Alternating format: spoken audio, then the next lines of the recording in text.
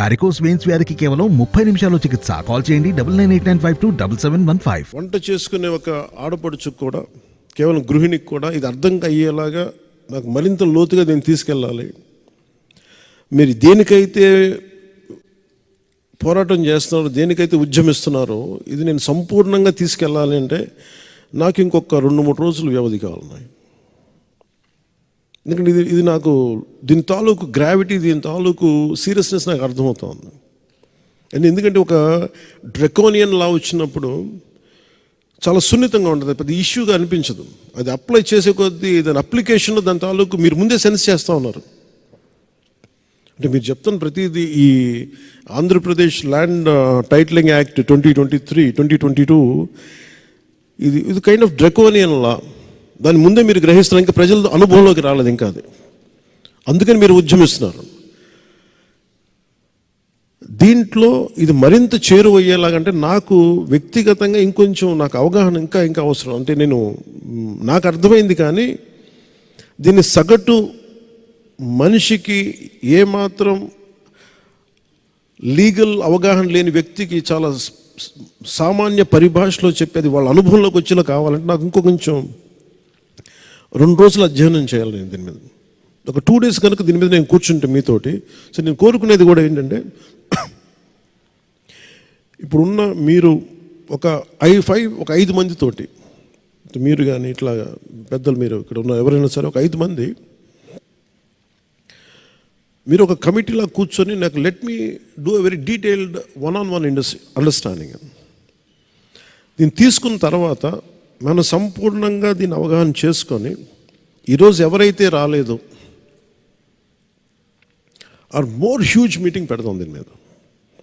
నేను ఎందుకంటే ఒక్క రోజుకి అదే అడుగుతా ఉన్నాను. ఇది విత్ ఇన్ పార్టీయా లైవ్ అంటే, ఇది లైవ్ వెళ్ళిందని నాకు సరిపోవట్లేదు. దీని వెనక ఇది ఖచ్చితంగా ఇది యాంటీ పీపుల్ యాక్ట్, ఇది యాంటీ కాన్స్టిట్యూషనల్, యాంటీ పీపుల్, ప్రాథమిక హక్కుల్ని ఉల్లంఘించే చట్టం ఇది. కాదు ఇది నేను సగటు మహిళకి, చిన్నపాటి ఒక 6వ క్లాస్ చదువుకునే విద్యార్థికి కూడా ఇది అర్థమయ్యేలాగా నేను చెప్పగలగలేదు.